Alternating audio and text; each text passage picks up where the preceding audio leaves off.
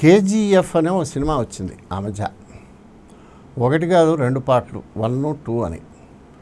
నేను సగం చూసి ఇక అంతకన్నా ఆ బీభత్సాన్ని చూడలేక మానేశా. ఏమిటంటే ఒక గోల్డ్ మైన్, బంగారపు గనిలో భయంకరమైన నేరాలు జరుగుతుంటాయి. వర్కర్లని బానిసల్లాగా చూస్తుంటారు, వెట్టి చాకిరి చేయిస్తుంటారు, చంపేస్తుంటారు, రేపులు చేస్తుంటారు, నానా హింసిస్తుంటారు. ఇక ఏ పోలీసు వాడు రాడు, ఎవడూ పట్టించుకోడు, చట్టాలు ఉండవు, ఏమీ ఉండవు. మరి ఈ కాలంలో ఇట్లాంటివి జరుగుతాయా? ఎందుకంటే ఇట్లాంటి పిచ్చి సినిమాలు తీస్తారు అని నేను అనుకున్నా. ఈ మధ్య మా సోదరి విజయభారతి గారు ఫోన్ చేశారు. ఆవిడ నాకు ఒక కథ చెప్పారు. చెప్పిన తర్వాత నాకు అర్థమైంది ఏంటంటే, ఆ సినిమాలో చూపించింది చాలా తక్కువ. అక్కడ అదేదో బంగారపు గనిలో ఎక్కడో ఒక ఫిక్షన్లో వాడు చెప్పిన దానికన్నా మన కళ్ళ ముందు ఈ 20-24 సంవత్సరంలోనే అంతకు మించిన అఘాయిత్యాలు జరుగుతున్నాయి. ఇప్పుడు కాదు, చాలా కాలంగా జరుగుతున్నాయి అని. అది చూస్తే నాకు అర్థమైంది, దాన్ని కనుక ఏదైనా సినిమా తీస్తే కేజీఎఫ్ 3.0 అయిపోతుంది. అది ఆమె ఊరికే చెప్పడం కాదు, ఆమె జాతీయ మానవ హక్కుల సంఘంలో ఆనరబుల్ మెంబర్గా ఉన్నారు. ఆ విషయాలు విచారించడానికి ఈ మధ్యనే అక్కడికి వెళ్ళారు. 3 రోజులు దర్యాప్తు చేశారు. ఆ ఇష్యూ ఇప్పుడు బ్రహ్మాండమైన జాతీయ వ్యాప్తంగా చర్చనీయాంశమైంది.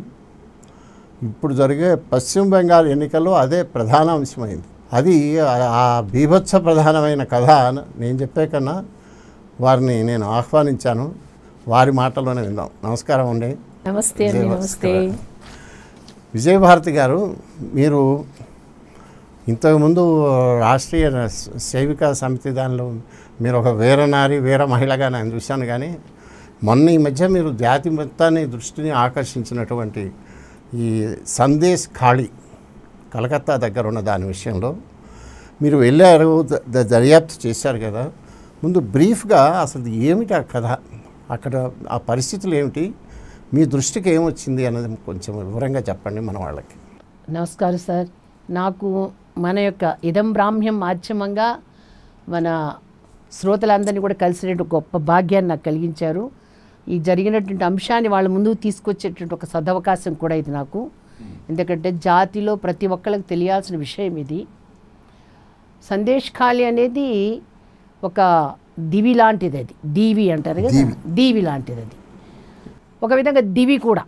ఎందుకంటే సుందర్బన్స్కి దగ్గరలో మంచి వాతావరణంలో పచ్చని చెట్ల మధ్య ఉన్నటువంటి 24 పరగడాల భూమి అంటారు కదా, ఈ కలకత్తాలో ఆ భూమి అనమాట. కలకత్తాకి దగ్గర ఎంత దూరం ఉంటుంది? కలకత్తా ఎయిర్పోర్ట్ నుంచి 69 కిలోమీటర్ల దూరంలో ఉంది. అంటే మనం అక్కడి నుంచి నది దాటుకొని లోపలికి వెళ్ళాలి. చుట్టుపక్కల అందమైనటువంటి చెట్లు, చాలా అందం అనిపిస్తుంది, చాలా బాగా అనిపిస్తుంది హృదయానికి. అయితే అక్కడ మాత్రం ఒక భయంకరమైనటువంటి భయానకమైనటువంటి సంఘటనలు జరుగుతున్నాయి. ఒక నరకం అని మనం అంటారు కదా, మన పెద్దవాళ్ళు చెప్పేవాళ్ళు చిన్నప్పుడు. ఆ నరకం అనేది అక్కడ ఉంది అనేది సభ్య సమాజానికి తెలియదు. అంటే సభ్య సమాజానికి తెలియనివ్వకుండా అక్కడ చాలా చక్కగా మేనేజ్ చేసుకుంటూ వచ్చారు. సో ఆ సందేశ్ ఖాళీలో ఒక్కసారి నాకు ఆ దృశ్యం కళ్ళ ముందుకు వచ్చినా కూడా ఇప్పుడు కూడా నా హృదయం అంతా పిండేసినట్టు అయిపోతుంది. ఇక స్త్రీలకి, వృద్ధులకి, పసిపిల్లలకి, చదువుకునే వాళ్ళకి, ఇలాంటి వాళ్ళందరూ కూడా మన యొక్క రాజ్యాంగము అనేక రకమైన హక్కులను ఇచ్చింది, ఎంతో భద్రత కల్పించింది, అందుకోసం ఎన్నో చట్టాలు చేసింది. వీళ్ళు చాలా హ్యాపీగా బ్రతకాలి, మహిళ కానీ, వృద్ధులు కానీ, పిల్లలు కానివ్వండి. అటువంటి మంచి హక్కులు ఉండి చట్టాలు ఉన్నటువంటి ఈ దేశంలో, అతిపెద్ద ప్రజాస్వామిక దేశంలో, కలకత్తా లాంటి మహానగరానికి అతి తక్కువ దూరంలో ఉన్న ఏరియాలో ఇంత గొప్ప విపరీతమైనటువంటి విపత్కరమైన పరిస్థితిని పసిపిల్లలు, వృద్ధులు, మహిళలు ఎదుర్కొంటున్నారనేది చూసారా, అది కల చేసేటువంటి సంఘటన. అది ఏమిటి నరకం, ఎలా ఉంటుంది? ఈ సందేశ్ ఖాళీ అనే దానికి మనం సినిమాలో చెప్తూ ఉంటారు కదండి, సినిమాలో చాలా తక్కువ చూపిస్తారు. సినిమాల్లో ఒక రాక్షసుడు ఉంటాడు, లేదా ఒక డాన్ ఉంటాడు. ఈ డాన్ ఎట్లా చెప్తే అట్టేనాలు, వాడి ఆజ్ఞ, వాడి కనుసన్నలు అందరూ బ్రతకాలి. అటువంటి ఒక డాన్ పరిపాలన చేస్తున్నాడు అక్కడ. ఏమిటా డాన్ పేరు? షేక్ షాజహాన్. షేక్ షాజహాన్. వానికి 2 చేదోడు వాదోడుగా ఉన్నారు ఇద్దరు. షిబు హజరా ఒకడు, ఇంకోటి వచ్చేసి ఉత్తమ్ సర్దార్. వీళ్ళు కాకుండా ఇంకా అనేక మంది ఉన్నారు. ఈ షేక్ షాజహాన్ అనేవాడు ఏంటంటే ఈ సందేశ్ ఖాళీని తన యొక్క కబంధ హస్తాల్లోకి తీసుకున్నాడు. ఎలా ఇరికించుకున్నాడు అంటే ఈ సందేశ్ ఖాళీలో సార్ మొత్తం 2 లక్షల మంది ఉంటారు, మ్యాక్సిమం హిందూస్ వాళ్ళందరూ కూడా. ఈ 2 లక్షల మందిలో కూడా 50,000 మంది ఎస్సీ ఎస్టీ వాళ్ళు. ఈ ఎస్సీ ఎస్టీ వాళ్ళు అక్కడ చక్కగా వాళ్ళకు ఉన్నటువంటి పొలాన్ని చక్కగా గంగాసాగరం అది నదీ పరివాహక ప్రదేశాలు చక్కగా వాళ్ళు ఏంటంటే ఈ తరతరాల నుంచి పంటలు పండించుకుంటూ చాలా ఆనందంగా వాళ్ళకు ఉన్నంతలో వాళ్ళు హ్యాపీగా బ్రతుకుతూ ఉన్నారు. అలాంటి ఆ ప్రదేశంలోకి ఈ షేక్ షాజహాన్ అడుగుపెట్టాడు. దగ్గర 2011 నుంచి జరుగుతుందండి. వాడు అడుగుపెట్టిన తర్వాత వీళ్ళందరికీ ఒక వల వేశాడు. మీ యొక్క పొలాలు ఏవైతే ఉన్నాయో అవన్నీ కూడా నాకు ఇవ్వండి, నాకు ఇచ్చేశారంటే నేను మీకు ఏంటంటే చక్కగా ఇక్కడ చెరువులు చేపలు చేస్తాను, ఈ చేపల్లో మీరే ఇక్కడ ఉద్యోగస్తులుగా ఉంటారు, మీ పొలానికి తగినంత డబ్బులు నేను మీకు ఇస్తాను, మీ పేపర్లన్నీ నాకు ఇవ్వండి అని రాయించుకున్నాడు. అంటే వ్యవసాయ భూములు అంతకుముందు జనరేషన్స్ నుంచి తరతరాలుగా వ్యవసాయం చేసుకుంటున్న భూములు అవి. ఓకే, అద్భుతమైన సారవంతమైన భూములు. అంతా చిన్న చిన్న వాళ్ళు, అందరు చిన్న వాళ్ళు. ఒక్కోళ్ళకు ఉంటే ఒక అరెకరం ఉంటుంది, 1 ఎకరం ఉంటుంది, 35 ఎకరం ఇలా ఉంటుంది. పెద్ద భూస్వాములు ఎవరు లేరు. వాళ్ళు భూస్వాములేం కాదు. అక్కడికి వెళ్తే వాళ్ళు ఎంత సాధారణ ప్రజ అంటే ప్రతి ఇంటి ముందు ఆ చిన్న గుడిసెల్లోనే ప్రతి ఇంటి ముందు ఒక తులసి చెట్టు, ప్రతి ఇంటి మహిళ ఇంత పెద్ద బొట్టులు పెట్టుకొని అబ్బో అపర కాళీ అమ్మవారు ఇక్కడ వచ్చి తిరుగుతూ ఉందా అనిపిస్తుంది మనకి. ఆ పేర్లు కూడా సందేశ్ కాళీ, జలై కాళీ, ధమై కాళీ ఇట్లా కాళీ పేరుతోనే ఉంటాయి. ఆ యొక్క దీవిలో ఉన్నటువంటి ఈ ప్రదేశాలన్నీ కూడా పడవల్లోనే వెళ్ళాలి, పడవల్లో రావాలి. అయితే వీడు ఎప్పుడైతే వీడి హస్తగతం చేశారో వీడేం చేశాడంటే పొలాలు మీకు ఇస్తే మీ పొలాలను నేను ఇంకా బాగు చేస్తాము తీసుకున్నాడు. మీకేం దాంట్లో నేనేమిటి పని కూడా కల్పిస్తాను, మీరు ఎంతకాలం ఇంత చిన్న భూముల దగ్గర పెట్టుకొని ఎంత పంట పండిస్తే మీరంతా బ్రతకగలరు, కాబట్టి ఈ భూమిని అంతా మాకు ఇచ్చేసేయండి, ఇవన్నీ కలిపి నేను బ్రహ్మాండంగా సాగు చేయిస్తాను, మంచి వ్యాపారం చేస్తాను, ఆ వ్యాపారంలో సాగులన్నిట్లు మిమ్మల్నే ఉద్యోగస్తులుగా తీసుకుంటాను. ఒక మభ్యపెట్టి వాళ్ళ దగ్గర నుంచి తీసుకున్నారు. అమాయక ప్రజలు, చదువు సంధ్య ఏమీ లేదు వాళ్ళకి. వాడి మాటలు నమ్మారు, ఇచ్చారు. వాడేమంటే ఈ షిబు హజరా, ఈ ఉత్తమ్ సర్దార్ వీళ్ళే కాకుండా అనేక మంది గాజీ, అనేక మంది వీడికి వెనక ఉన్నటువంటి వాళ్ళందరూ కూడా బంగ్లాదేశ్ నుంచి వచ్చిన వాళ్ళు. ఈ షాజహాన్ అండి, షేక్ షాజహాను ఇక్కడ వాడారంటారు, వాడు బంగ్లాదేశీడని అంటారు. సో ఈ షేక్ షాజహాను తన యొక్క మనుషుల్ని పెట్టుకొని చక్కగా తృణమూల్ కాంగ్రెస్ తరఫున ఆయన అక్కడ రాజకీయాలు చేస్తున్నాడు. అక్కడ తృణమూల్ కాంగ్రెస్ వాళ్ళకు కూడా ఈ సందేశ్ కాలేందు ఒక పట్టు కలిగినటువంటి ప్రదేశం. ఇక్కడ నుంచి గెలిచేవాళ్ళు అంటే తృణమూల్ కాంగ్రెస్ వాళ్ళు కంపల్సరీ ఇక్కడి నుంచే గెలుస్తారు. మీకు గుర్తుందో లేదో పోస్ట్ ఎలక్షన్స్లో గత ఎలక్షన్స్ అయిపోయిన తర్వాత అనేక మంది హిందువుల మీద విపరీతమైన దాడులు జరిగాయి. ఫలితాలు వచ్చిన తర్వాత కొత్త ప్రభుత్వం ఇంకా ఏర్పడక ముందు వాళ్ళు ముందే చెప్పారు కూడా, వాళ్ళు ఫలితాలు మాకు అనుకూలంగా వచ్చినా మీరు హింసపడక తప్పదు, మాకు అననుకూలంగా వచ్చినా హింసపడక తప్పదు. బీజేపీ జెండా కట్టిన ఆర్ఎస్ఎస్ కార్యకర్తలు ఇళ్ల మీద పడి కొట్టారు, ఇళ్లలోకి దూరి ఇళ్లలోనే తల్లుల మీద తల్లుల ముందు ఇక్కడేనండి ఈ ఏరియాస్లోనే. అయితే వీడేం చేశాడంటే ఇవన్నీ తన ల్యాండ్ గ్రాబ్ చేసేసుకున్నాడు. గ్రాబ్ చేసేసుకుని ఆ బంగారం లాంటి పొలాల్ని వాడు చెరువుల చేపలు చేశాడు. ఓకే, చెరువుల చేపలు చేసిన తర్వాత ఆ చెరువుల చేపల్లో ఎవరయ్యా ఎంప్లాయీస్ అని అంటే అందరు రోహింగ్యాలు. అక్కడ ఉన్నటువంటి లోకల్ ముస్లిమ్స్ రోహింగ్యాలు వీళ్ళని పిలిపించి వాళ్ళకి తర్వాత పార్టీ వాళ్ళు ఎవరైతే ఉన్నారో పార్టీ వాళ్ళు వీళ్ళకి మాత్రం అక్కడ చోటు. మిగతా చాలామంది ఉన్నారు, సభ్య సమాజం ఉంది, కానీ వాళ్ళు ఇక్కడ ఏం జరుగుతుందో వాళ్ళు ఏం పట్టించుకోలే. ఓకే, ఎందుకంటే వాళ్ళంతా చదువుకుంటున్నారు, బయటకు వెళ్తున్నారు, వస్తారు, ఉద్యోగాలు, వాళ్ళకు ఉన్నటువంటి పలుకుబడులు అవన్నీ ఉన్నాయి. నోరు నోయి లేనటువంటి పేద ప్రజలు, ఎస్సీ ఎస్టీ పిల్లలు, ఎస్టీలు వాళ్ళు. కాబట్టి అనుకున్న ప్రకారం వాళ్ళకి జీతాలు ఇచ్చాడా, పనిలో పెట్టుకున్నాడా? ఎక్కడ జీతాలండి, ఆ జీతాలు ఇవ్వడమే ఉంటే ఇంత బాధ ఎందుకు? ఎవరైతే పని అడిగారో పని అడిగిన వాళ్ళు మోకాళ్ళ చిప్పలు పగిలిపోయినాయి, భుజాలు ఇరిగిపోయినాయి వాళ్ళకి. వాళ్ళు ఎవరు మాట్లాడినా వాళ్ళని ఎంత కిరాతకంగా హింస పెట్టేవాడంటే డబ్బులు ఇచ్చిందిలా పెట్టింది లేదు. అట్లా డబ్బులు ఇవ్వకుండా ల్యాండ్ గ్రాబ్ చేసుకుని మొదలుపెట్టిన వీడి కథలు వీడు వెళ్ళి చెప్తాడు. ఈరోజు తృణమూల్ కాంగ్రెస్ పార్టీ మీటింగ్ ఉంది, వీడి శిష్యులు వెళ్ళి చెప్తారు అందరు పార్టీ మీటింగ్ రావాలి, ఇళ్లలో ఉన్న ఆడవాళ్ళంతా రావాలి, మగవాళ్ళంతా రావాలి. రాలేదనుకోండి రాని వాళ్ళని పట్టుకొని దారుణంగా కొడతారు. మాకు చెప్పారు పసిపిల్లల్ని ఇట్లా తిప్పి నేలకేసి బాస్తారు. వాడు కంసుడు బాధుడు అన్నారు మనం. కంసుడు కనీసం వాడి ప్రాణానికి హాని ఉందని ఆకాశవాడి అశరీరవాణి చెప్తే వాడు అప్పచెల్లి మమకారం చంపుకొని చేశాడు. ఇక్కడ ఈ వెధవలు చేసే పనిది. వీళ్ళకి శారీరకంగా లొంగకపోయినా వీళ్ళని డబ్బులు అడిగినా మాకు ఉద్యోగం ఏదైనా నిలదీసినా పోలీస్ స్టేషన్కి వెళ్తామన్నా నరకం చూడాలి వీళ్ళు. సార్ మీకు అసలు మేము అక్కడికి వెళ్ళడానికి ముందు జరిగినటువంటి అంశాలు చెప్తాను సార్. ముందు చెప్పండి. మేము అక్కడికి వస్తున్నాము, ఈ విధంగా జరుగుతుంది, దారుణంగా సందేశ్ ఖాళీలో దారుణాలు జరుగుతున్నాయి, ఆడవాళ్ళు గొంతెత్తారు, పేపర్లో వచ్చింది కాబట్టి మేము వెంటనే సుమోటోగా స్వీకరిస్తున్నాము. మాకు ఇమీడియట్గా మీరు చీఫ్ సెక్రటరీ ఆఫ్ ద స్టేట్కి పంపించారు. మా యొక్క అక్కడ ఎన్ఫోర్స్మెంట్ డైరెక్టరేట్ వెళ్ళిన వాళ్ళ మీద దాడి జరిగింది కదా, అది మీరు ఎంటర్ అయిన తర్వాత జరిగిందా ముందు జరిగింది? మేము వెళ్ళకముందే జరిగింది. అది కూడా ఒకసారి ఎన్ఫోర్స్మెంట్ డైరెక్టర్ గారు మేము వెళ్ళకముందే వెళ్ళారు. ఆయన తల పగలగొట్టడం జరిగింది. ఎందుకు వెళ్ళారు వాళ్ళు? ఈ షేక్ షాజహానీ ల్యాండ్ గ్రాబింగు, అక్కడ జరుగుతున్న ఎక్స్ట్రాషన్, మనీ బాగా లాక్కోవడం, అందరికి ఎవరికి ఇవ్వకపోవడము, దీని వెనక చాలా ఉన్నాయండి. అసలు దేశం మొత్తం మీద ఎన్ఫోర్స్మెంట్ డైరెక్టరేట్ ఆఫీసర్స్ మీద తలకాయ పగలగొట్టడం అప్పుడే జరిగిందేమో దేశంలో. షేక్ షాజహాన్ కదండి వాడు. సో అప్పుడే యాక్చువల్ అది తెలిసిన తర్వాత సుమోటుగా స్వీకరించి స్టేట్ గవర్నమెంట్కి, అక్కడ ఉన్నటువంటి పోలీస్ అధికారులకి, సెక్రటరీ గారికి, అందరికీ అక్కడ సుమోటో తీసుకున్నాం. ఏం జరుగుతుంది ఇన్ఫర్మేషన్ మొత్తం మీడియా వార్తల ద్వారా ఎన్హెచ్ఆర్సీ ఏదైనా ఇన్సిడెంట్ పేపర్లో చూసినా అది వయలేషన్ ఆఫ్ హ్యూమన్ రైట్స్ అని చూస్తే ఇమీడియట్గా సుమోటో స్వీకరించారు. ఎవరో వచ్చి కంప్లైంట్ చేయగల కంప్లైంట్లు వస్తాయి. సుమోటోగా స్వీకరించడం ఒక విధానం ఉందన్నమాట. తీసుకొని వాళ్ళకి ఇన్ఫర్మేషన్ ఇచ్చి మీరు ఇమీడియట్గా మాకు ఇన్ని వీక్స్ లోపల మొత్తం ఇన్ఫర్మేషన్ ఇవ్వాలి, అక్కడ ఏం జరుగుతుంది, ఏంటి, ఏమైంది అనేదిని ఇస్తూ అక్కడ నన్ను అడిగారు, ఏమ్మా ఇన్వెస్టిగేషన్ కూడా పంపించవచ్చు అనమాట. ఎక్కడైనా విపరీతం జరుగుతున్నాయంటే ఎన్హెచ్ఆర్సీకి రైట్ ఉంది, ఇమీడియట్గా ఇన్వెస్టిగేషన్ చేయమని చెప్పేసి ఒక బృందాన్ని పంపిస్తుంది. నేను వెళ్తానండి అన్నాను.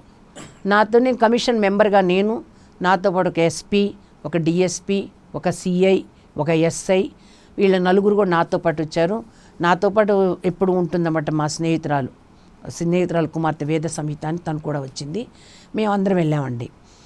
సరే అక్కడికి వస్తున్నా స్టేట్ గెస్ట్గా ప్రకటించాలి. స్టేట్ ఎప్పుడు వెళ్ళారు మీరు? మేము ఫిబ్రవరి 21వ తారీఖు వెళ్ళామండి. వెళ్ళే ముందు మా దగ్గర నుంచి ఎన్హెచ్ఆర్సీ మా చైర్పర్సన్ గారు అడిగారు, ఈ విధంగా మా టీం వస్తుంది, అక్కడ ఏం జరిగింది చూడడానికి, స్టేట్ గెస్టులుగా వాళ్ళని ప్రకటించి వాళ్ళకి కావాల్సిన ప్రొటెక్షన్ ఇవ్వండి అని. వెంటనే నేను తృణమూల్ అధ్యక్షురాలు నేను సీఎం గారు ఇవ్వనన్నది, మమతా బెనర్జీ గారు దీది ఏమి ఇవ్వనన్నది అనేటప్పటికీ వెంటనే సరే మేము సెంట్రల్ గవర్నమెంట్ నుంచి మేము చేసుకుంటామని చెప్పేసి సిఆర్పిఎఫ్ వాళ్ళకి చెప్పడం జరిగింది. ఏమనుకుందాం, ఎందుకు వచ్చిన బాధ అనుకుందాం, ఎన్హెచ్ఆర్సీ అంటే చాలా పవర్ఫుల్ వింగ్, అది కమిషన్. వెంటనే స్టేట్ గెస్ట్గా ప్రకటిస్తూ అక్కడ ఒక పెద్ద హోటల్, సెవెన్ ఇన్ హోటల్ అని ఒకటి ఉంది, మా స్టార్ హోటల్ ఎయిర్పోర్ట్కి దగ్గరలో, అక్కడ అరేంజ్మెంట్ చేసింది. తన యొక్క పోలీసులను పెట్టింది. మాకు సిఆర్పిఎఫ్ బలగాలు మాతో ఉన్నాయి. దగ్గర ఒక 70-80 మంది వచ్చారు మాకు. విశేషం అండి ఇక్కడ మనం గమనించాల్సిన విషయము, మేము వెళ్తూ ఉన్నప్పుడు ఒక 60-65 కిలోమీటర్ల దూరంలో సందేశ్ ఖాళీకి ఈ షేక్ షాజహాన్ యొక్క మార్కెట్ ఉంది, చాలా పెద్ద మార్కెట్. ఎక్కడైతే ఈడీ గారి కారు ఆపి ఆయన తల పగలగొట్టారో అక్కడే మాకు స్టేట్ పైలట్ కారు వచ్చి ఆ కారు అక్కడే ఆగింది. వెనక నేనున్నాను, వెనక కారులో. ఇమీడియట్గా నేను చెప్పాను, ఆపకండి, వాళ్ళ పైలట్ కారు లేకపోయినా లేదు, మనం వెళ్ళిపోయేది అన్నా. వెళ్ళిపోదామని చెప్పేసి మేము బయలుదేరేటప్పటికి ఇంకేం చేయలేక ఆ కారు బయలుదేరింది. అంటే ఒక వెల్ ప్లాన్డ్ అనమాట అంత వాళ్ళు. అక్కడికి వెళ్ళాము. వెళ్ళిన తర్వాత ఆ సందేశ్ ఖాళీ లోపలికి వెళ్తూ ఉంటేనండి ఒక మౌనం, ఒక శ్మశాన నిశ్శబ్ద వాతావరణం ఉంటుంది చూసారండి, అలా ఉంది వాతావరణం. సరే అక్కడికి లోపలికి మీకు వీడియోస్ కూడా ఉన్నాయి, మీరు కానీ చూసారంటే యూట్యూబ్లో ఎన్హెచ్ఆర్సి టీమ్ అండ్ సందేశ్ కాళీ అని గుర్తు వస్తుంది. లోపలికి వెళ్తుంటే చిన్న పిల్లలు ఉంటారు కదండి, 5 ఏళ్ల వాళ్ళు, 6 ఏళ్ల పిల్లలు, ఎవరిని చూసినా, ఒక పోలీసు వాళ్ళని చూసినా, లేదంటే ఒక కారు చూసినా, వ్యక్తి కొత్త వాళ్ళని చూసినా కేరింతలు కొడతారు. అట్లాంటిది ఏ బిడ్డల మొఖాన కేరింతలు లేవు. ప్రతి బిడ్డ మొఖంలో ఒక భయం, ఒక ఆందోళన, ఒక కన్నీటి తెర, మౌనం. 5-6 ఏళ్ల వయసు పిల్లలు ఆ దృశ్యం చూస్తారు కండి. మేము మా టీంలో 3 లేడీస్ ఉన్నాం. మాకు నిజంగా కళ్ళ నీళ్ళు వచ్చాయి. బిడ్డల్ని పలకరించినా కూడా అమ్మని పట్టుకొని ఇట్లా చూస్తున్నారు భయంగా. వాళ్ళ జీవితాల్లో నవ్వు అనేది లేదు. ఆ తర్వాత అక్కడ ఒక అమ్మాయిని అడిగా, ఎవరైతే ఈరోజు రేఖా పాత్ర అని ఎంపీగా నిలబడ్డదో ఆ అమ్మాయిని ముందు కదిలిచ్చాం. అమ్మాయి ముసుగేసుకొనే ఉంది. ఎందుకనంటే ముసుగు తీస్తే ఆ అమ్మాయి చెవు దగ్గర నుంచి మూతి దాకా అమ్మాయి కోసేసి ఉందన్నమాట. వీళ్ళే. ఎందుకంటే ఈ అమ్మాయి రేప్కి ఎదురు తిరిగిందని, తన్ని రేప్ చేయబోతే ఎదురు తిరిగిందని పట్టుకొని వాడి చేతుకుండే ఒక గాజు ఏదో ఉంటుంది, కంకణం లాంటిది పెట్టి కొడితే ఆ కంకణంతో అది అట్లా చీరిపోయింది. ఆమె ఇప్పుడు నిలబడ్డది, ఎంపీగా నిలబడ్డది అమ్మాయి. సో ఆ అమ్మాయి దగ్గర 3 పిల్లలు ఉన్నారు. వెళ్ళాము. ఏమ్మా నువ్వు కాస్త మేము ఇంత దూరం నుంచి వచ్చాం కదా, మాకు విషయం చెప్పమ్మా అంటే, మేము ఇప్పుడు నోరిప్పామనుకోమ్మా, రేపు తెల్లారుజాముకి పోలీసుల వేషంలో వస్తారు షేక్ షాజహాన్ మనుషులు, వాళ్ళు వచ్చి మమ్మల్ని ఏమంటే తీసుకెళ్ళిపోయి చంపేస్తారు, మా తలలు ఎగరగొట్టి బంతులు ఆడుకుంటామని చెప్తారు వాళ్ళు. అట్లా చాలామంది కూడా చేశారు. అందువల్ల నేను ఏం మాట్లాడలేను అని చెప్పి పాప అమ్మ ఏం మాట్లాడలే. మేము అన్నాం అప్పుడు, సరే అమ్మ నువ్వు ఎలా చచ్చిపోతావు కదా, ఎలా వాళ్ళని చంపేస్తారని డిసైడ్ అయిపోయాం. చచ్చిపోయాను అనుకో, నువ్వు నీ బిడ్డ బాగా బతకాలి కదా, అది కోరుకుంటున్నావా లేదా? కోరుకుంటున్నాను, నా పిల్లలు బాగా బతకాలి. సో నీ పిల్లలు బాగా బతకాలి అని అంటే నువ్వు మాకు ఇన్ఫర్మేషన్ ఇవ్వు, మేమేమంటే ఢిల్లీ దాకా తీసుకెళ్తాము. మీరు షేక్ షాజహాన్ అరెస్ట్ చేపిస్తారా, సిబిఐకి అప్పచెప్పిస్తారా అని అడిగింది. అప్పుడు ఇంకొక 4-5 అట్లా ఆడవాళ్ళు వచ్చి గుమిగొడుతున్నారు. వాళ్ళందరూ కూడా ఒకటే మాట, షేక్ షాజహాన్ అరెస్ట్ చేస్తారా, మీరేమంటే సిబిఐ కేసు అప్పచెప్పిస్తారా అంటే, సరే తప్పకుండా చేయిస్తామమ్మా అని అంటే, అప్పుడు ఆ అమ్మాయి మొదలుపెట్టింది.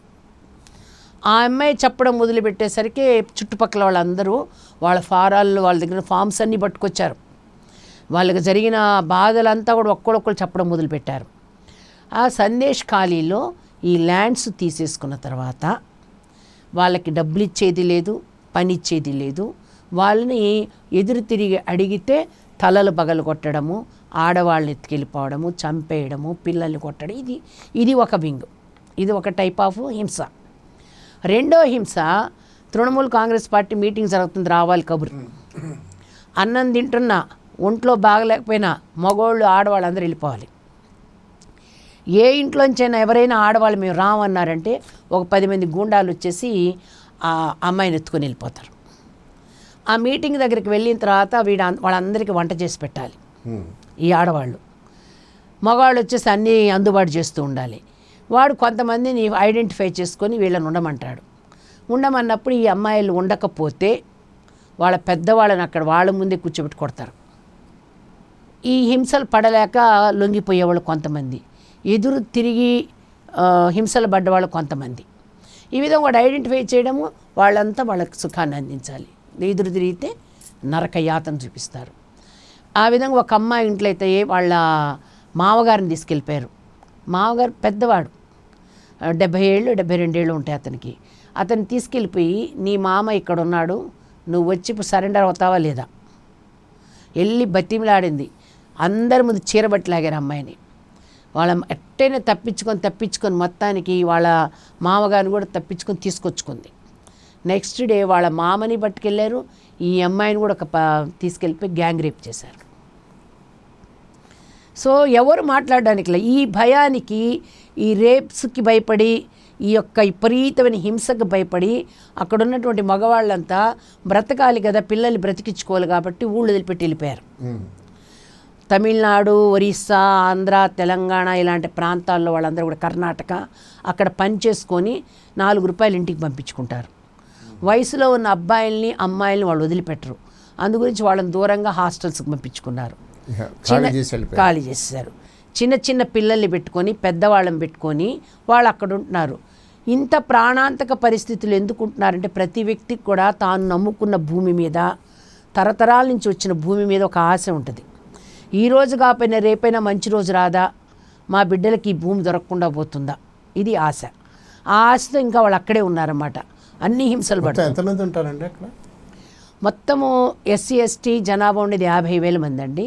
ఇప్పుడున్న వాళ్ళంతా మహా ఉంటే ఒక 15,000-20,000 మంది ఉంటారు అసలు ఇది మొత్తం ఆ ప్లేస్లో. సందేశ్ ఖాళీలు చాలా వీళ్ళంతా బాధితులే అందరూ. తర్వాత విజయభారతి గారు, ఈ రేషన్ ఇవ్వటంలో కూడా చాలా అన్యాయం జరిగిందని వార్తలు అవేమిటండి మీ దృష్టికి వచ్చినాయా? అయ్యో, మా దృష్టికి ప్రతిదీ 3 రోజులుండి క్షుణ్ణంగా ఉదయాన్నే వెళ్ళిపోవడం, రాత్రి సాయంకాలం 5 దాకా ఉండడం. 5 దాటితే మళ్ళీ అందరికీ ప్రమాదమే. మీకు కూడా అందరికీ ప్రమాదమే. జాతీయ మానవ హక్కుల సంఘమే మనం ఉండి అక్కడ మనం వెళ్ళింది ఒక పని చేసుకోరాడానికి వెళ్ళాం. అక్కడ ఉండి రప్చర్ చేసుకొని అసలు పని దృష్టికి పోకుండా వెళ్తే ఇంకే లాభం. అయ్యో, అది కూడా ఆ కల్పన కూడా జరిగింది అక్కడ. చెప్తాను మీకు, చెప్పాను కదా ఫస్ట్ డేని అక్కడ ఆపేశారు కార్ని. తర్వాత ఇంకో 3వ రోజు రాబోయే రోజు కూడా జరిగింది, చెప్తాను మీకు నేను. అయితే అక్కడ ఈ అమ్మాయిల మీద జరిగిన రేప్స్కి అన్నిటికీ పోలీస్ స్టేషన్లో కంప్లైంట్ ఇవ్వడానికి వెళ్తారు. పోలీసుడు కంప్లైంట్ తీసుకోరు. వెళ్ళి షేక్ షాజహాన్ పర్మిషన్ కావాలి,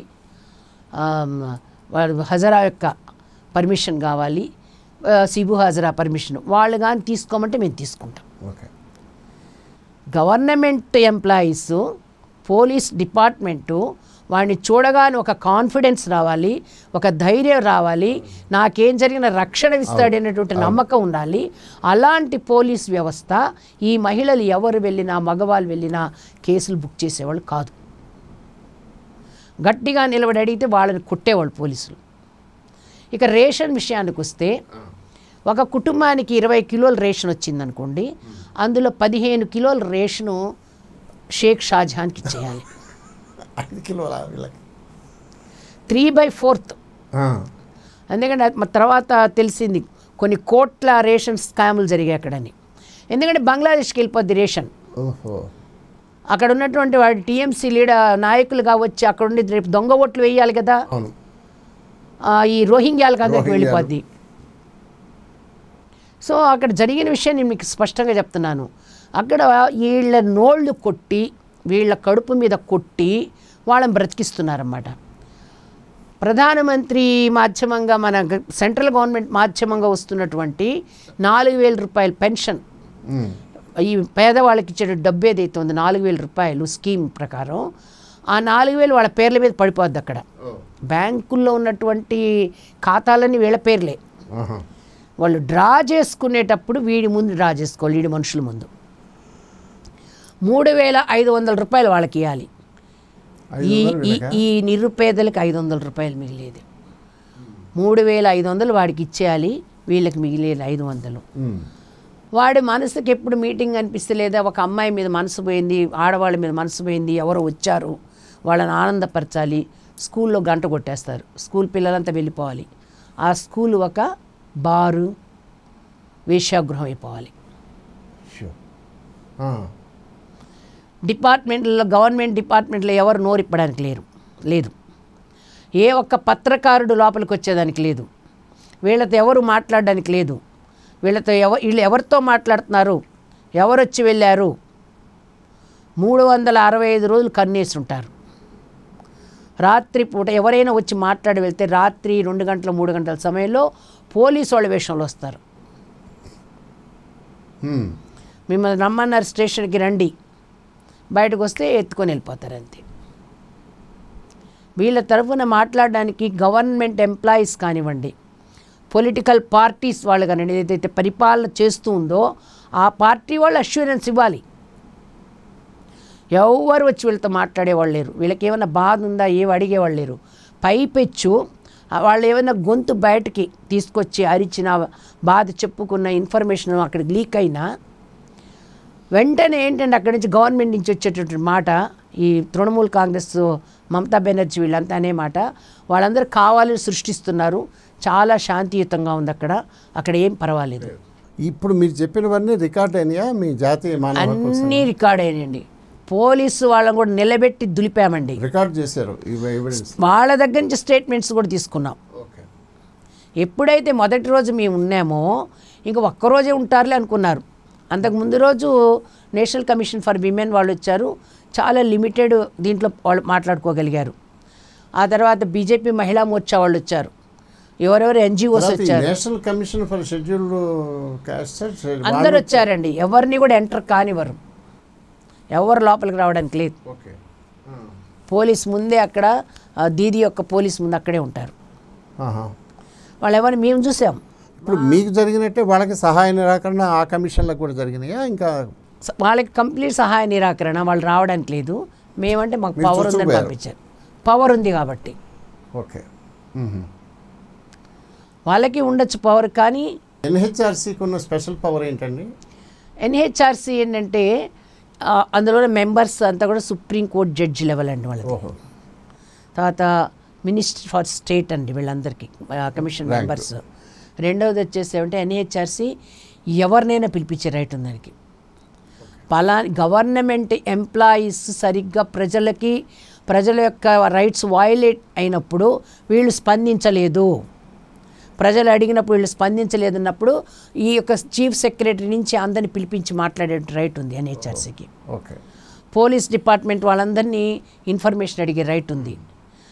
వీళ్ళు ఇచ్చినటువంటి ఇన్ఫర్మేషన్ బేస్ చేసుకుని ఎవిడెన్స్ని బేస్ చేసుకొని దానికి ప్రథమ సాక్ష్యంగా ఉన్నటువంటి ఇది కూడా ఉంది.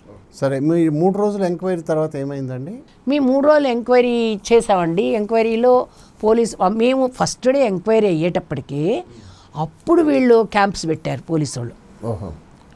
క్యాంపులు పెట్టి గబగబా కంప్లైంట్స్ తీసుకోవడం మొదలుపెట్టారు. మేము పోలీస్ స్టేషన్కి వెళ్ళి 10 ఏళ్ళ నుంచి పెట్టిన కేసులని తీయండి అన్నాం. దాదాపు కొన్ని 100 కేసులు ఉంటాయి, ఒక 70 కేసులు మాకు ఇచ్చారు. అన్ని కేసులు తీసుకున్నాం, చదివాము. అన్ని కేసుల్లో కూడా ఏం సెక్షన్లు పెట్టారు, ఏం పెట్టారంటే ఎవరి దీంట్లో రేప్ కేసులు 1-2 తప్పిస్తే సాధారణ కేసులు పెట్టారు. అవన్నీ తీసుకున్నాం.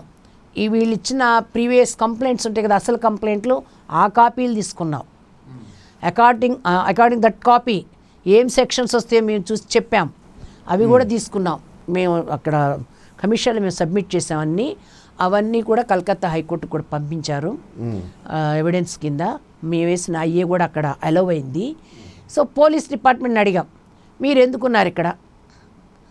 ఎవరిని అడిగినా, ఏ డిపార్ట్మెంట్ వాడిని అడిగినా మేము కొత్తగా అపాయింట్ అయ్యామండి, కొత్తగా అపాయింట్ అయ్యాం, మాకేం తెలీదు. ఇది అక్కడ చెప్పే ఆన్సర్. కాబట్టి వాళ్ళ ల్యాండ్స్ లాక్కున్నారు, వాళ్ళకి జీవనాధారం లేదు, వాళ్ళకి ఒకవైపు నుంచి వాళ్ళకి ఇవ్వాల్సినటువంటి రేషన్ లేదు, వాళ్ళకి ఓటు హక్కు లేదు. ఓటు వేయాలి అంటే ఎలక్షన్స్ వచ్చినప్పుడు మీరు ఎన్నిసార్లు ఓటేశారమ్మా అంటే, ఓటు అంటే ఇదే కదా, బొట్టు పెట్టించుకొని రావడమే కదా. బొట్టు పెట్టేసి పంపించేస్తారు, వీళ్ళకి బొట్టు పెడతారు, వాళ్ళు ఓటు వాళ్ళు వేసుకుంటారు. కాబట్టి సభ్య సమాజంలో మీడియాకు తెలియడానికి లేదు, గవర్నమెంట్ ఎంప్లాయీస్ కానివ్వండి ఎవరు కూడా అక్కడికి రావడానికి లేదు, పొలిటికల్ పార్టీస్ రావడానికి వీల్లేదు, పోలీస్ వ్యవస్థ వీళ్ళ వైపు నుంచి ఏ విధంగా కూడా స్పందించదు. షేక్ షాజహాన్ ది డాన్, ఆయన ఏది చెప్తే అది. ఇది ఒక్క రోజు కాదు, 2011 నుంచి జరుగుతుంది, 13 ఏళ్ళుగా జరుగుతున్నది మన కళ్ళ ముందు. సరే, మీ ఎంక్వైరీ అయిన తర్వాత ఏం చేశారు? మీ రిపోర్ట్ ఏమైందండి? మేము రిపోర్ట్ తయారు చేసాం సార్. రిపోర్ట్ తయారు చేసి తీసుకొచ్చి ఫొటోస్తో సహా అంతా మొత్తం క్లియర్గా మేము మా కమిషన్లు ఇచ్చాము. కమిషన్కి ఇచ్చిన తర్వాత కమిషన్లో ఫుల్ బెంచ్ కూర్చొని రికమెండేషన్స్ తయారు చేస్తాం. కొన్ని రికమెండేషన్స్ తయారు చేసి గవర్నమెంట్కి పంపించాము.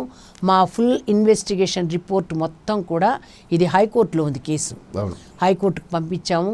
మేము కూడా అందులో ఇంప్లీడ్ అవుతా ఒక ఐఏ వేసాము, మా ఐఏ అలో అయింది, మా ఎవిడెన్స్ అంతా ఇచ్చాము వాళ్ళకి. ఇది చాలా పెద్ద ప్రొసీజరు. విశేషము, ఆ జలైకాళి కానీ, దమాకాళి కానివ్వండి, సందేశ్ కాళి కానివ్వండి, ఈ 3 ఏరియాస్లో మేము తిరిగినప్పుడు అందరు నోటి గుండా ఒక్కటే, షేక్ షాజహాన్ అరెస్ట్ కావాలి. షిబు హజరా అండ్ ఈ ఉత్తమ్ సర్దార్ ఇద్దరిని కూడా అరెస్ట్ చేస్తున్నారు. అప్పటికి ఈడీ తలబగలగొట్టిన తర్వాత వాళ్ళని అరెస్ట్ చేశారు. వీడిని అరెస్ట్ చేయలే, వాడు అక్కడక్కడే ఉన్నాడు. మేము వెళ్ళి వచ్చిన నెక్స్ట్ డే వీడిని అరెస్ట్ చేశారు. సిబిఐకి దాన్ని అప్పచెప్పారు. ఈ మీ రికమెండేషన్స్ అదే కదా రిపోర్టు? అవునండి, రికమెండేషన్స్ ఏం చేశారు? మేము చేసిన రికమెండేషన్స్, మొదటి రికమెండేషన్ ఏంటంటే మేము ఇచ్చింది, ఈ బాధలు ఎవరైతే ఇంత విపరీతమైన బాధల్లో ఉన్నారో వాళ్ళందరికీ కూడా పరిపాలకులు సరైన పాలన అందించాలి. తర్వాత వాళ్ళకి మనసులో ఉన్న కష్టాన్ని చెప్పుకుంటే స్పందించాలి. పోలీస్ డిపార్ట్మెంట్ కూడా వాళ్ళకి అనుకూలత ఇవ్వాలి. పైపెచ్చు మాకు ఇవన్నీ ఉన్నాయి, గవర్నమెంట్ ఉంది, పోలీసు రక్షణ వ్యవస్థ ఉంది అనేటువంటి కాన్ఫిడెన్స్ని ముందు వాళ్ళకి బిల్డప్ చేయాలి. ఒకటి, ఈ లోకల్ కమ్యూనిటీ ఎవరైతే భయపడిపోయి ఉన్నారో, బెదిరిపోయి ఉన్నారో, ఒక అమాయక ఉన్మాద స్థితిలో ఉన్నారో, ఏమి తోచుబాటుగాని దీంట్లో ఉన్నారో అలాంటి వాళ్ళకి తిరిగి ఏ విధంగా మేము కూడా మా బాధను చెప్పుకోగలం, మేము సాధారణ జీవితాలకు వెళ్ళగలము అనేటువంటి నమ్మకాన్ని కలిగించేటటువంటి వాతావరణాన్ని అక్కడ తీసుకురావాలి సార్. అదొకటి. విక్టిమ్స్ తర్వాత ఎవరైతే మాకు రిపోర్ట్లో సహకరించారో ఇవ్వడానికి, ఈ సాక్షులకి వీళ్ళందరి ప్రాణానికి భద్రత ఉండాలి, వీళ్ళకి ప్రాణ భద్రత కల్పించాలి. తర్వాత వాళ్ళ యొక్క జీవితాన్ని వాళ్ళు సరిగ్గా బ్రతికేటటువంటి వాతావరణ పరిస్థితి అక్కడ నిర్మాణం చేయాలి. తర్వాత కౌన్సిలింగ్ అండ్ రిహాబిలిటేషన్ సెంటర్స్ అక్కడ పెట్టాలి. పెట్టి మీకేం పర్వాలేదు, మీకేం కావాలో చెప్పండి, మేము ఉన్నాం, మా ద్వారా మీకు చేయిస్తాం అని వాళ్ళకి కౌన్సిలింగ్ ఫస్ట్ ఆఫ్ ఆల్ కావాలి. ఎందుకంటే అందరు ఏదో ఒక దీంట్లో ఉన్నారు, మా జీవితం ఇంతేనా, మేము ఇంకా బ్రతకమా, మా పిల్లలు ఇంతేనా, భర్తలు ఎక్కడో ఉన్నారు, పెద్దవాళ్ళు మూలుగుతూ ఉన్నారు, ఆడవాళ్ళంతా రేప్స్ గురై ఉన్నారు, పసిపిల్లలు ఇది ఉన్నారు. కాబట్టి మా జీవితం ఇంతేనా అన్నటువంటి ఒక అయోమయ స్థితిలో ఉన్నటువంటి, గందరగోళ స్థితిలో ఉన్నటువంటి వీళ్ళకి రిహాబిలిటేషన్ సెంటర్సు కావాలి, కౌన్సిలింగ్ సెంటర్సు కావాలి. అవి చేయాలని చెప్పామండి.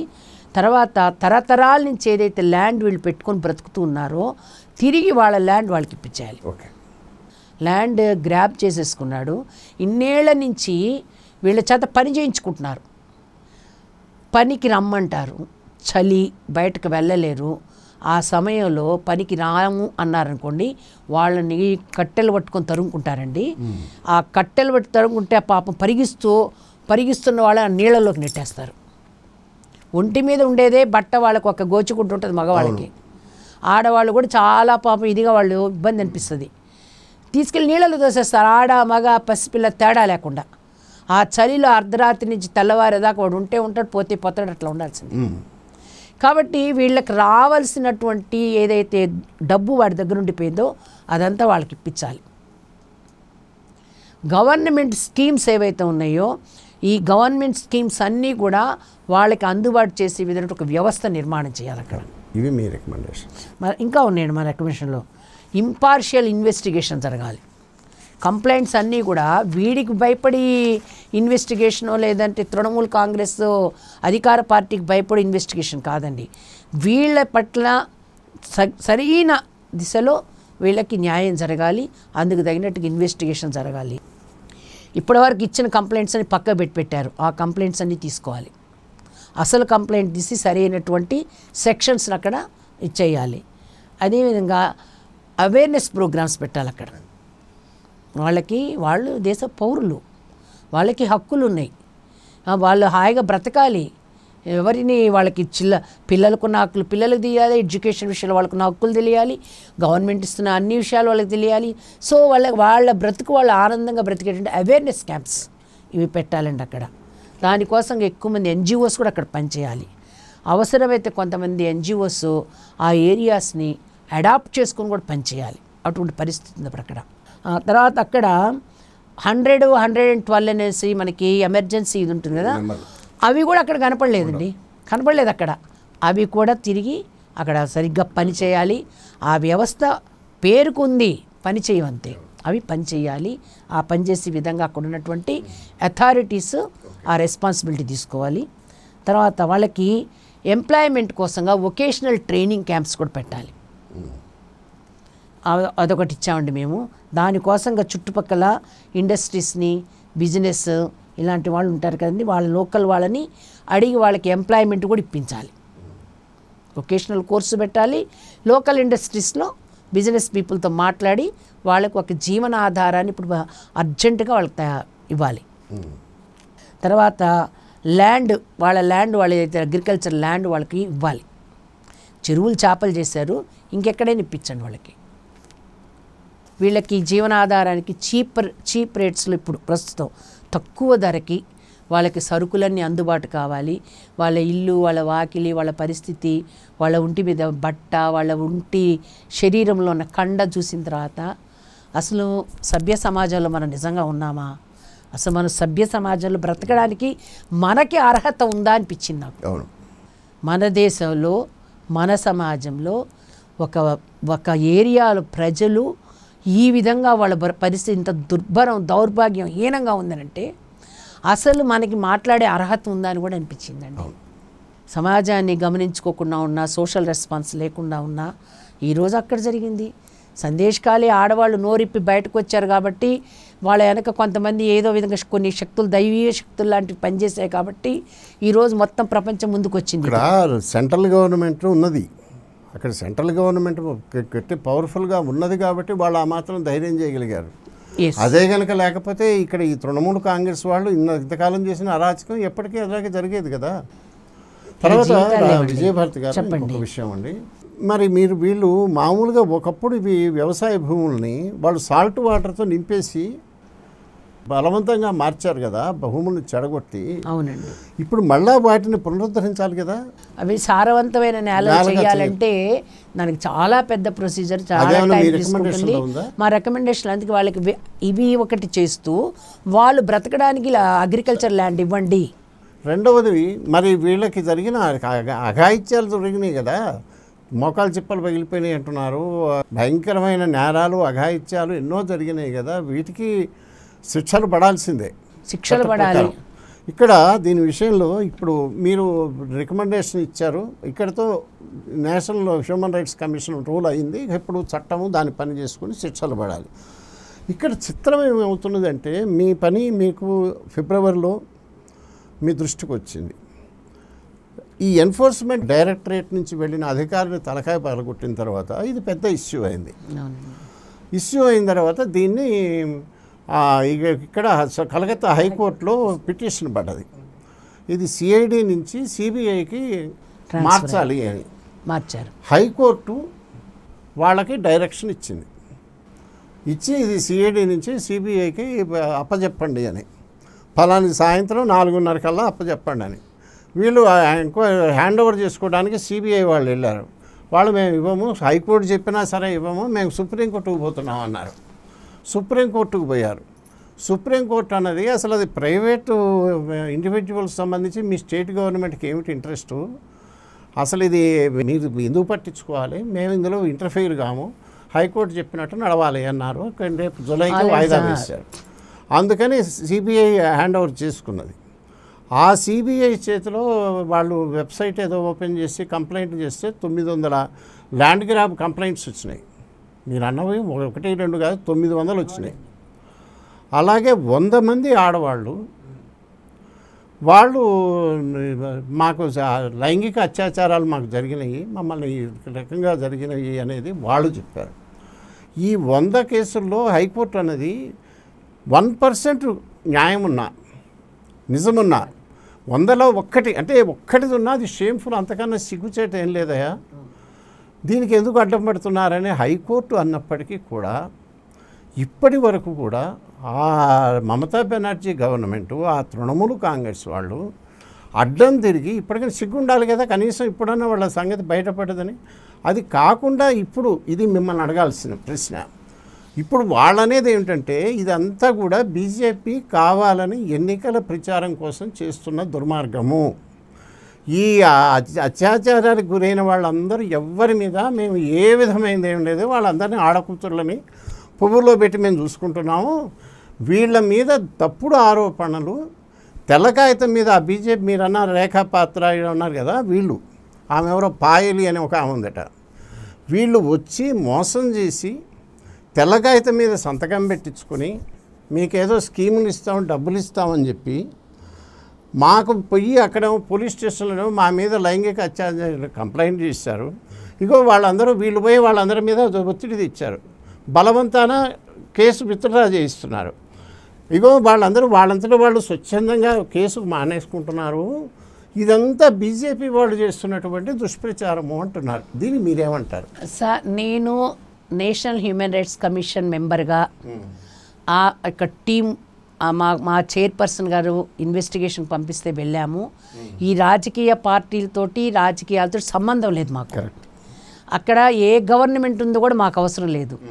అక్కడ మానవ హక్కుల ఉల్లంఘన జరిగిందా లేదా, ఇది నిజంగా జరిగిందా, జరిగితే ఎట్లా, దీనికి ఏంటి పరిష్కారం, ఏంటి ఏం చెయ్యాలి అని దానికోసం ఇన్వెస్టిగేట్ చేయడం కోసంగా స్పష్టంగా 3 రోజులు ఉండి అక్కడ ప్రజలతోటి, మహిళలతోటి, కొంతమంది వృద్ధులైన మగవాళ్ళతోటి అందరితో మాట్లాడి విస్పష్టమైనటువంటి ఇన్ఫర్మేషన్ తీసుకొని వచ్చాం. మేము ఎన్హెచ్ఆర్సీకి ఏ ప్రలోభం లేదు, ఏ ఒక్క పార్టీతోటి సంబంధం లేదు. అసలు పార్టీలు ఎవరు? మీకు స్వచ్ఛందంగా, నిష్పక్షపాతంగా, నిర్మోహమాటంగా అక్కడ ఏం జరిగింది ఏమిటి అనేది ప్రజలకు తెలియాలి. నిజంగా హ్యూమన్ రైట్స్ మన వైలేషన్ జరిగిందా లేదా అనే విషయాన్ని బట్టబయలు చేయాలి. ఎంక్వైరీ మీరే చేశారు కదా, వచ్చిన వాళ్ళందరూ స్వచ్ఛందంగానే చెప్పారు కదా. స్వచ్ఛందంగా వచ్చారు. ఒకళ్ళని చూసి ఒకళ్ళు, ఒకళ్ళని చూసి ఒకళ్ళు, ఒకళ్ళని చూసి ఒకళ్ళు. అక్కడ ఎటువంటి మేము ఆఖరికి అక్కడ మీడియా వచ్చినప్పుడు మేము మాట్లాడలేదు. ఎంతో అడిగారు మమ్మల్ని, మేము మాట్లాడలేదు మీడియాతో కూడాను. ఎందుకంటే వచ్చింది ఎన్హెచ్ఆర్సీ తరఫున ఇన్వెస్టిగేషన్కి వచ్చాం. అది విస్పక్షపాతంగా, స్పష్టంగా, నిర్మోహమాటంగా అడిగి తీసుకున్నాము. ఎవరెవరిని కలవాలి అందరినీ కలిసాము. ఎవరెవరి దగ్గర స్టేట్మెంట్స్ తీసుకోవాలి పోలీస్ దగ్గర తీసుకున్నాం. ఇక్కడ ఉన్నటువంటి వీడియో వస్తే అతని దగ్గర తీసుకున్నాం. కొంతమంది టీచర్స్ వస్తే వాళ్ళ దగ్గర తీసుకున్నాం. ఎవరిని వదలలేదు. మొత్తము ఒక మంచి రిపోర్ట్ తయారు చేసి వచ్చాం. కానీ అది తృణమూల్ కాంగ్రెస్ కానివ్వండి, లేదా అక్కడ భారతీయ జనతా పార్టీ ఉండనివ్వండి, కాంగ్రెస్ ఉండనివ్వండి, ఎవరున్నా కూడా అవసరం లేదు. వాళ్ళు ఏమంటున్నారు కూడా అక్కర్లేదు. మాకు కావాల్సింది మానవ సమాజము నిజంగా అక్కడ హక్కులు కోల్పోయి బాధపడ్డదా, అది అందులో నిజం ఎంత, నిజం ఉందా లేదా, అది మాత్రం ఇన్వెస్టిగేట్ చేయడానికి చేసుకొని వచ్చాం. ఆడ జరిగింది దారుణాలు, విపరీత వ్యవహారం నడిచింది అక్కడ, దుర్మార్గులది. చాలా కష్టపడ్డారు. ఆఖరికి వచ్చే రోజు కూడా మా మీద అటాక్ చేయడానికి తీసుకొని వచ్చారు. వాళ్ళు ఒక పడవలో వాళ్ళందరూ ఎక్కారు జెండాలు పట్టుకొని. ఏంటండి? తృణమూల్ కాంగ్రెస్ వాళ్ళు జెండాలతోటి ఒక పడవ ఎక్కారు. మేము వచ్చి నేరుగా వచ్చి ఇంకొక పడవ ఎక్కాం. పడవ ఎక్కిన తర్వాత మా పడవ వైపుకి రావడానికి వాళ్ళు ప్రయత్నం చేశారు. మాకు సిఆర్పిఎఫ్ చాలా ఉంది బలగం. మధ్యలో ఇంకొక పడవ మాది వచ్చింది, సిఆర్పిఎఫ్ వాళ్ళది. అందువల్ల వాళ్ళు ఇంకా అటు వెళ్ళిపోయారు. మేము మా రూట్లో మేము వచ్చాము. వాళ్ళు చాలా ప్రయత్నం చేశారు ఎక్కడికక్కడ మమ్మల్ని ఆపేయడానికి ఏమైనా అవకాశం ఉంటుందా అని. చాలా భయపడ్డారు. లోకల్ ప్రజలు కూడా భయపడ్డారు. ఈ ఆడవాళ్ళు ఏంటి ఇంత ధైర్యం కూర్చొని ఆటోలు వెళ్ళాము. ఈ ఆటోల్లో ఇదే చరిత్రలో మొదటిసారి వాళ్ళందరూ బయటికి రావటం. ఈ ఆటోల్లో వెళ్తున్నాం. మేము వెళ్తుంటే వాళ్ళందరూ ఆశ్చర్యపోతున్నారు. వాళ్ళు భయము, మౌనము, ఆశ్చర్యం అన్నీ ఉన్నాయి అక్కడ. ఈ ఆటోలు ఎందుకు? కార్లో వెళ్ళవా అక్కడ? అన్నీ చిన్న చిన్న ల్యాండ్ని అంతా అటు ఇటు చేసి చిన్న చిన్న కరకట్టల్లాగా ఉన్నాయి. ఆ కరకట్టల మీద ఆ రాళ్ళల్లో నడుచుకొని మేము వెళ్తామని వెళ్తారులే అనుకున్నారు. ఎందుకంటే మన దేశంలో అనేక మంది మనం వెళ్తూ ఉంటాం ఏదో ఇన్వెస్టిగేషన్లకని, సుఖంగా ఉన్న దగ్గర కూర్చొని చేసుకొని వెళ్ళిపోతారులే అని ఇన్వెస్టిగేషన్కి ఎవరి దగ్గరికి వెళ్తామో వాళ్ళ యొక్క అనుమానం, వాళ్ళ నమ్మకం. ఎన్హెచ్ఆర్సీ నుంచి వెళ్ళిన మేమేం ఆ విధంగా సుఖం చూసుకొని రాలేదు.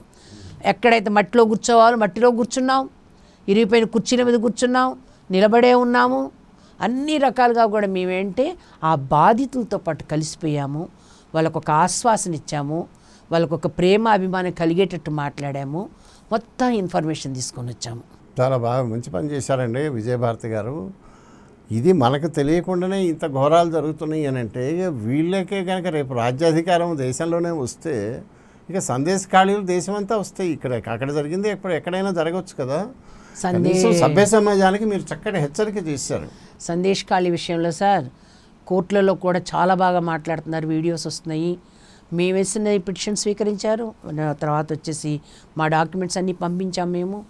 తర్వాత బయట సభ్య సమాజానికి సంబంధించినటువంటి అనేక మంది ఎన్జిఓస్ వాళ్ళందరూ కూడా ఇప్పుడు కళ్ళు తెరుచుకుంటే అందరూ మాట్లాడుతున్నారు. అయితే ఇలాంటి సందేశ ఖాళీలు మన దేశంలో చాలా ఉన్నాయి.